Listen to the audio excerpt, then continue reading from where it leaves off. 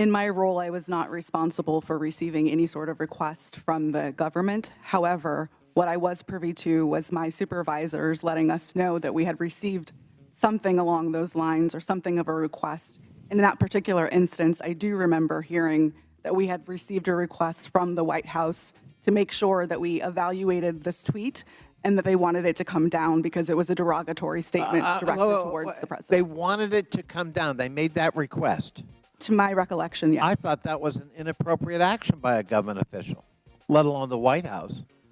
But it wasn't Joe Biden about his son's laptop. It was Donald Trump because he didn't like what Chrissy Teigen had to say about him. Is that correct? Yes, that is correct. A former Twitter employee has come forward to reveal that while in the White House, Trump tried to get Twitter to remove a tweet that called him, and I'll paraphrase so, YouTube won't censor this, a wussy bass itch. You get it, right? Annika Navaroli, a former senior member of Twitter's U.S. safety policy, testified at a House Oversight Committee hearing that her team had received a request to remove a tweet making fun of tiny fingers. She came forward with this previously unreported story during hearings with former Twitter executives over the handling of the 2020 story about Hunter Biden's laptop. Now, Republicans on the committee had equated Twitter's initial decision to block links to the story with censorship because it had pictures of Hunter's hard drive, if you get my drift. But Navaroli revealed that Twitter also received requests from the Trump White House regarding a tweet they wanted removed. The tweet came from Chrissy Teigen, who had called the president a wussy bass itch, get it, in response to comments he'd made about her and her husband. According to Navaroli, someone from the White House reached out to ask this tweet be removed, and that her team had to evaluate whether the tweet violated the company's insult policy. They said they ultimately determined the tweet did not, and it remained up. But this wasn't the only time Trump did this. Do you ever think it's appropriate for the President of the United States to direct or otherwise influence a social media company to take down its content? I think it's a very slippery slope. Mr. Roth, Ms. Gaddy, Mr. Baker, any evidence that Joe Biden's ever done that? Certainly none that I'm aware of, no. I don't recall anything like that. I'm sorry, that President Biden did what, sir? Has Joe Biden ever called Twitter, to your knowledge, or his White House at his behest, to take down content or urge you to take down content? I don't know the answer to that question, sir. Well, I'm going to have to conclude at least from 3 of the 4. You don't know. There's no evidence he's ever done that, but there's plenty of evidence Donald J. Trump tried to do that.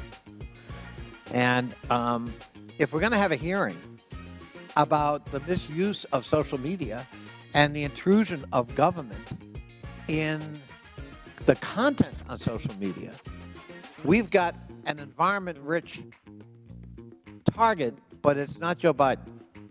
It's Donald J. Trump, and of course, we don't want to talk about that. We don't want to talk about Russian bots and Russian fabrications using fake accounts on Twitter to a political purpose, and it's not to help elect Democrats.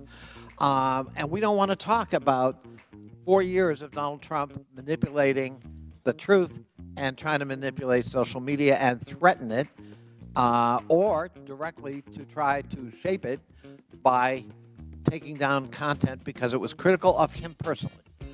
And that's what we ought to be talking about as we move forward. How long have we been listening to the insane right whine about Twitter and Facebook and Instagram and TikTok censoring their precious right to go online and attack everything from gay marriage to young trans people, or lie about the 2020 election, or post huge lies about the pandemic, Fauci, and well, I could go on. But the point is, now we find out that Trump went to Twitter to get them to take down a tweet because he was called a biatch? Man, if the shoe ever fit. When I put out something, a good one, that people like, right? Good tweet, it goes up. It used to go up, it would say 7,000, 7,008, 7,017, 7,024, 7,032, 7,044. It goes up, and then they take it down, then it goes up. I'd never had that. Does anyone know what I'm talking about? Today's Republicans confuse the First Amendment, which protects your free expression against government tyranny, with Facebook, removing lies about baby-eating Democrats and a pizza parlor that caused a deranged Trump supporter to show up with a shotgun. Social media isn't the government, although I will agree they need to show some responsibility and should edit their platforms. And because of commercial pressure, they're finally starting to. But do you realize how bass-ackwards this whole thing is? Supposed free market conservatives support the free exchange of ideas until those ideas disagree with their narrow version of the world, freedom, and whatever this tribe of monkeys believe. Trump actually threatened sitting members of Congress, which of course surprises no one. Let's talk about something real. I'd like to show you a tweet posted by former President Trump about my colleagues and I on July 14, 2019. It says in part, quote, "Why don't they go back and help fix the totally broken and crime-infested places from which they came? Then come back and show us how it's done. These places need your help badly. You can't leave fast enough. I'm sure that Nancy Pelosi would be very happy as quickly to work out free travel arrangements." A day or two after that, Donald Trump publicly incited, violence at a rally, targeting 4 congresswomen, including myself, saying, "Go back to where you came from." Ms. Navaroli, as I understand it, you were the most senior member of Twitter's content moderation team, or a senior member of Twitter's content moderation team when this was posted. As part of your responsibilities, did you review this tweet? Yes, it was my team's responsibility to review these tweets. And what did you conclude? My team, Ray, made the recommendation that for the first time we find Donald Trump in violation of Twitter's policies and use the public interest interstitial. For the first time. Yes. And at the time, Twitter's policy included a specific example when it came to banned abuse against immigrants, as they specifically included the phrase, "go back to your country," or go back to where you came from, correct? Yes, that was specifically included in the content moderation guidance as an example. You brought this up to the Vice President of Trust and Safety, Del Harvey, correct? I did, yes. And she overrode your assessment, didn't she? Yes, she did. And something interesting happened after she overrode your assessment.